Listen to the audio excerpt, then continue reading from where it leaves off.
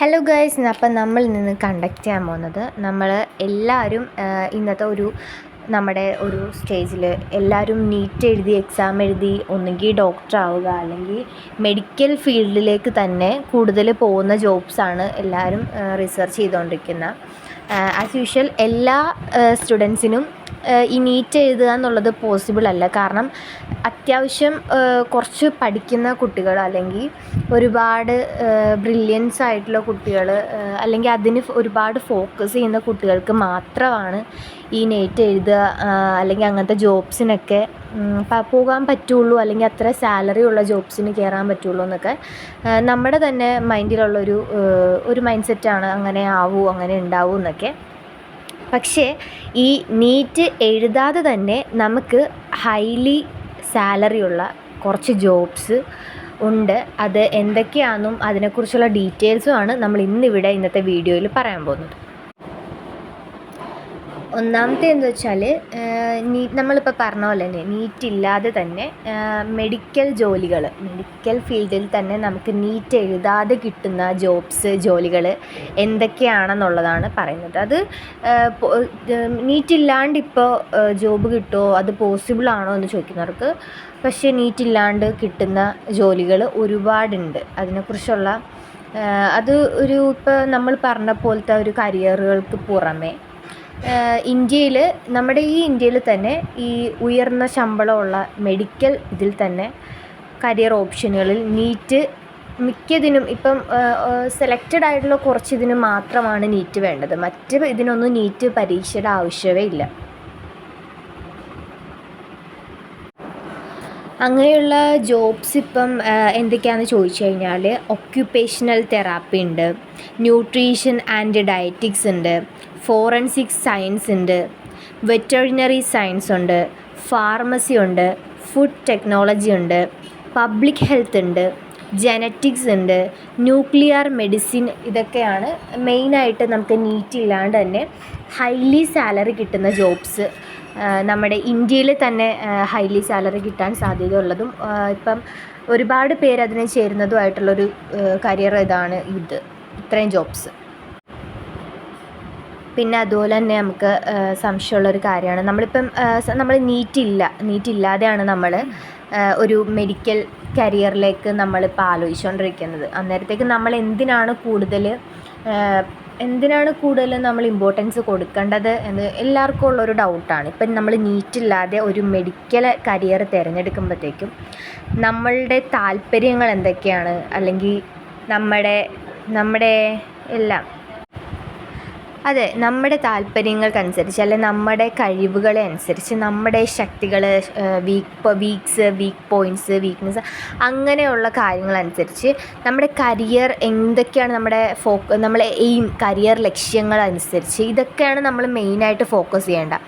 നമ്മുടെ ഓരോ പ്രൊഫഷൻ്റെയും തൊഴിൽ സാധ്യതകൾ, ശമ്പളത്തിൻ്റെ സാധ്യതകൾ, ഇപ്പോൾ സാലറി സാധ്യതകൾ, എഡ്യൂക്കേഷൻ്റെ ആവശ്യങ്ങൾ, വിദ്യാഭ്യാസ ആവശ്യകതകൾ,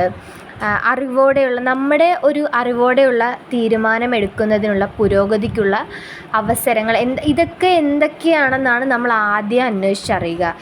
ഇവയെക്കുറിച്ചാണ് നമ്മൾ ആദ്യം അറിഞ്ഞിരിക്കേണ്ടത്. അപ്പം നമ്മുടെ അടുത്ത ഒരു ഇതെന്ന് പറഞ്ഞാൽ, നമ്മുടെ കരിയർ ഇപ്പം എന്താ പറയുക, if we switch to MBBS after pursuing these alternative medical careers, നമ്മുടെ ഈ മെഡിക്കൽ കോഴ്സുകൾക്ക് ശേഷം MBBSയിലേക്ക് നമുക്ക് മാറാൻ കഴിയുമോ എന്നുള്ളത് മിക്കവരുടെ ഉള്ളിലുള്ളൊരു സംശയമായിരിക്കും. നമ്മളിപ്പോൾ ചെയ്യുന്ന നീറ്റ് എഴുതാതെ നമ്മളിപ്പോൾ ചെയ്യാൻ പോണ കോഴ്സുകൾക്ക് ശേഷം നമുക്ക് ഇനി അഥവാ അങ്ങനെ മെഡിക്കൽ കോഴ്സായിരുന്നു ബെറ്റർ എന്ന് തോന്നിയാൽ അങ്ങനെ മാറാൻ കഴിയുമോ, അങ്ങനെയുള്ളൊരു ഡൗട്ട് നമുക്ക് എല്ലാവരിലും കാണും. എന്ന് വെച്ചാൽ അതെന്താ വെച്ചാൽ, ഈ കോഴ്സുകളിൽ ചിലത് MBBS പോലുള്ള ഉയർന്ന മെഡിക്കൽ ബിരുദങ്ങളിലേക്കും ചവിട്ടുപടികളാകുമെങ്കിലും മറ്റുള്ളവ പ്രത്യേക മേഖലകളാണ്. എന്ന് വെച്ചാൽ ഈ കോഴ്സുകൾ പൂർത്തിയാക്കിയ ശേഷം MBBSയിലേക്ക് മാറുന്നതിന് പ്രത്യേക യോഗ്യത ഉണ്ടായിരിക്കാം, കുറച്ചുകൂടെ പ്രോസസ്സ് ഉണ്ടായിരിക്കാം. ഇത് കഴിഞ്ഞിട്ട് നമ്മളിനി MBBSലേക്ക് സ്വിച്ച് ചെയ്യുകയാണെന്നുണ്ടെങ്കിൽ കുറച്ചുകൂടെ പ്രോസസ്സ് അതിന് കൂടുതൽ ഉണ്ടാകുന്നതായിരിക്കും. നമ്മളിപ്പോൾ ഡയറക്റ്റ് പോകുമ്പം നീറ്റ് മാത്രം എഴുതിയാൽ മതി എന്ന് പറയുമ്പോൾ നമ്മൾ വേറൊരു കോഴ്സ് മെഡിക്കൽ നീറ്റ് എഴുതാണ്ടുള്ളൊരു കോഴ്സാണ് നമ്മളിപ്പോൾ തിരഞ്ഞെടുക്കുന്ന, അങ്ങനെയാണ് നമ്മൾ ചിന്തിക്കുന്നതെന്നുണ്ടെങ്കിൽ ഇനി ഇത് കഴിഞ്ഞിട്ട് നമുക്ക് നീറ്റിലേക്ക് പോകണമെന്നുണ്ടെങ്കിൽ അതിന് കുറച്ചുകൂടെ പ്രോസസ്സ് ഉണ്ടായിരിക്കും. നമ്മളിപ്പം വിദ്യാഭ്യാസ വിദഗ്ധരുമായിട്ട് ഗവേഷണം നടത്തുകയും ഒരുപാട് ആലോചിക്കുകയൊക്കെ ചെയ്യേണ്ടത്. അങ്ങനെയുള്ള കോഴ്സിലേക്ക് നമ്മൾ പോകുമ്പോൾ ഇതിനെക്കുറിച്ച് കൂടുതലായിട്ട് നമ്മൾ എക്സ്പീരിയൻസ് ഉള്ള കുറച്ചുകൂടെ ആൾക്കാരെ അറിഞ്ഞ് അല്ലെങ്കിൽ അവരോട് തിരക്കി അതെങ്ങനെയായിരിക്കും അതിൻ്റെ സാലറി അല്ലെങ്കിൽ അതിൻ്റെ കോംപ്ലിക്കേഷൻസ്, അതിൻ്റെ പ്രോസസ്സ്, അതെങ്ങനെ കയറാൻ പറ്റും, അതൊക്കെ നമ്മൾ അറിഞ്ഞിട്ട് വേണം കുറച്ചുകൂടെ ഇപ്പം ഇത് എടുക്കുന്നവർ, നീറ്റ് വേണ്ടാന്ന് വെച്ച് ഇത് എടുക്കുന്നവർ പിന്നീട് ഇത് അങ്ങനെ MBBSലേക്ക് പോകണമെന്നുള്ളവരാണെന്നുണ്ടെങ്കിൽ അതിനെക്കുറിച്ചൊക്കെ ഒന്നുകൂടെ ആലോചിച്ചിട്ട് വേണം എടുക്കാൻ.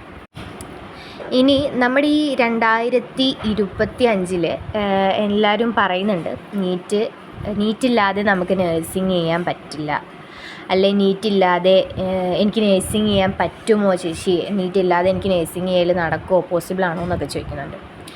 പക്ഷേ നമ്മുടെ ഇന്ത്യയിൽ തന്നെ നീറ്റ് പരീക്ഷ ആവശ്യമില്ലാത്ത, ഇന്ത്യയിൽ വളരെയധികം ആവശ്യപ്പെടുന്ന ഒരു മെഡിക്കൽ പ്രൊഫഷനാണ് നഴ്സിംഗ്.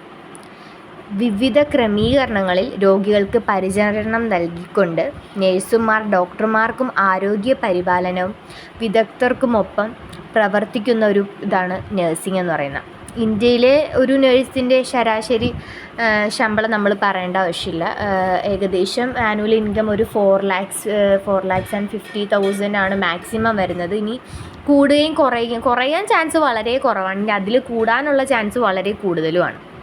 അന്നേരം നമ്മുടെ ഇപ്പം ഈ 2025 ചില ചില ഇൻസ്റ്റിറ്റ്യൂട്ടിൽ നമുക്ക് ചിലതിൽ നീറ്റ് എക്സാം കമ്പൾസറി ആയിട്ട് വേണമെന്നുള്ളതുണ്ട്. ചിലതിൽ നമുക്ക് നീറ്റ് എക്സാം എഴുതാതെ തന്നെ നമുക്ക് നേഴ്സ് ആവാൻ പറ്റുന്ന ഇൻസ്റ്റിറ്റ്യൂട്ടുകളും ഉണ്ട്.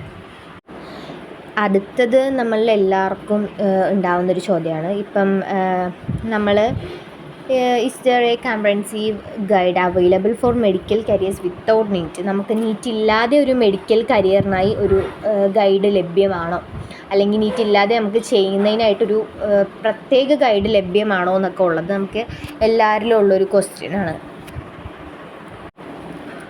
പക്ഷേ നീറ്റ് ഇല്ലാതെ തന്നെ നമുക്ക് മെഡിക്കൽ കരിയറിനായിട്ടൊരു ഗൈഡ് ഉണ്ട്. അതെ, നമുക്ക് ഒരുപാട് ഗൈഡുകളുണ്ട്, പുസ്തകങ്ങളുണ്ട്. അതല്ലാതെ നിരവധി ഉറവിടങ്ങൾ നീറ്റ് ഇല്ലാതെ മെഡിക്കൽ കരിയറിനെ കുറിച്ചുള്ള വിശദമായ ഉൾക്കാഴ്ചകൾ നൽകുന്നു.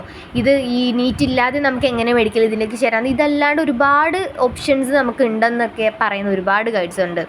ഓൺലൈൻ പ്ലാറ്റ്ഫോമുകളുണ്ട്, ഇപ്പം എഡ്യൂക്കേഷണൽ വെബ്സൈറ്റുകളുണ്ട്. ഈ കരിയർ നമ്മുടെ ഫ്യൂച്ചർ പ്ലാൻ കുറച്ചുകൂടെ ബെറ്ററായിട്ട് നോക്കുന്നതിനായിട്ട് നമ്മളതിനെക്കുറിച്ച് മനസ്സിലാക്കാനും നമ്മളെ സഹായിക്കുന്ന ഒരുപാട് ഗൈഡുകൾ, എഡ്യൂക്കേഷൻ, ഇതാണ് നമ്മൾ കൂടുതൽ സോഷ്യൽ മീഡിയയിൽ തന്നെ നമുക്ക് ഇതിനെക്കുറിച്ച് ഒരുപാട് അറിവ് കിട്ടുന്നതാണ്. അപ്പം എല്ലാവരുടെയും ഉള്ളിലുള്ള കുറച്ച് ഡൗട്ട്സാണ് ഇപ്പോൾ ക്ലിയർ ചെയ്ത്. ഇനി എന്തെങ്കിലും ഡൗട്ട്സ് ഇതുപോലെ ഉണ്ടെന്നുണ്ടെങ്കിൽ, അല്ലെങ്കിൽ ഏതെങ്കിലും ജോബ്സിനെ കുറിച്ച് ഡീറ്റെയിൽ ആയിട്ട് അറിയണമെന്നുണ്ടെങ്കിൽ കമൻറ്റ് ബോക്സിൽ പറഞ്ഞാൽ മതി. അടുത്തൊരു വീഡിയോ ആയിട്ട് ഞാൻ വരുന്നതായിരിക്കും. ഇൻഷാ അല്ലാഹ്. ബൈ.